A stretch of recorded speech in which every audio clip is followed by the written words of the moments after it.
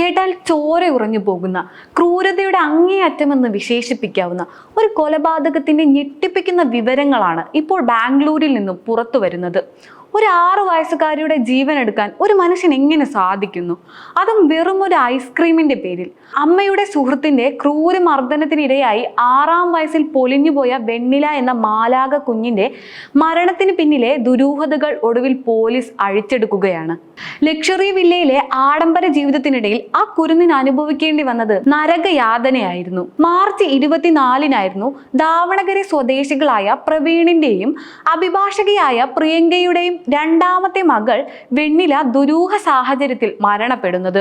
മാതാപിതാക്കൾ വേർപിരിഞ്ഞതിനു ശേഷം അമ്മ പ്രിയങ്കയുടെയും അവരുടെ കോളേജ് സുഹൃത്തും റിയൽ എസ്റ്റേറ്റ് ബിസിനസ്സുകാരനുമായ GN മോഹന്റെയും കൂടെ ബാംഗ്ലൂരിലെ ലക്ഷറി വില്ലയിലായിരുന്നു ഈ 6 വയസ്സുകാരി താമസിച്ചിരുന്നത്. മകളുടെ മരണത്തിൽ ആദ്യമേ സംശയം പ്രകടിപ്പിച്ച പിതാവ് പ്രവീൺ നൽകിയ പരാതിയിലാണ് ഒടുവിൽ ക്രൂരനായ ആ കൊലയാളി വലയിലാകുന്നത്. സംഭവ ദിവസം പ്രിയങ്കയും മകളും മോഹനും ചേർന്ന് ഷോപ്പിങ്ങിനായി പോയിരുന്നു. മടങ്ങി വരും വഴി ഹോസ്കോട്ടിൽ നിന്ന് ബിരിയാണിയും ഐസ്ക്രീമും വാങ്ങി.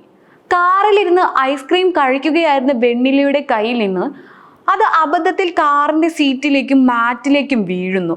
തന്റെ ലക്ഷറി കാറിനുള്ളിൽ ഐസ്ക്രീം വീണത് കണ്ട് പ്രതിയായ മോഹൻ കലി തുള്ളി. തൊട്ടു പിന്നാലെ മറ്റൊരു ഐസ്ക്രീം വേണമെന്ന് പറഞ്ഞ് കരയാൻ തുടങ്ങിയതോടെ മോഹന്റെ ഉള്ളിലെ മൃഗം ഉണർന്നു. കാറിനുള്ളിൽ വെച്ച് തന്റെ കൈമുട്ടുകൊണ്ട് ആ 6 വയസ്സുകാരിയുടെ വയറ്റിൽ ഇയാൾ ക്രൂരമായി ഇടിച്ചു. വേദന കൊണ്ട് കുഞ്ഞ് നിലവിളിച്ചപ്പോൾ ശബ്ദം പുറത്തു വരാതിരിക്കാൻ വായും മൂക്കും ബലമായി പൊത്തിപ്പിടിച്ചു. ശ്വാസം കിട്ടാതെ പിടഞ്ഞ ആ കുരുന്ന് ഒടുവിൽ കാറിനുള്ളിൽ വെച്ച് തന്നെ മരണത്തിന് കീഴടങ്ങുകയായിരുന്നു. ശാസ്ത്രീയമായ അന്വേഷണത്തിനൊടുവിൽ പോസ്റ്റ്മോർട്ടം റിപ്പോർട്ട് പുറത്തു വന്നതോടെയാണ് കുഞ്ഞിനേറ്റ മർദ്ദനങ്ങളുടെ വിവരം പുറത്തറിയുന്നത്. ഒളിവിൽ പോയ പ്രതി മോഹനെ ജൂൺ 4-ാം തീയതിയോടെ പോലീസ് വലയിലാക്കി. ചോദ്യം ചെയ്യലിൽ താൻ ചെയ്ത ക്രൂരതകളെല്ലാം ഇയാൾ പോലീസിന് മുന്നിൽ സമ്മതിക്കുകയായിരുന്നു.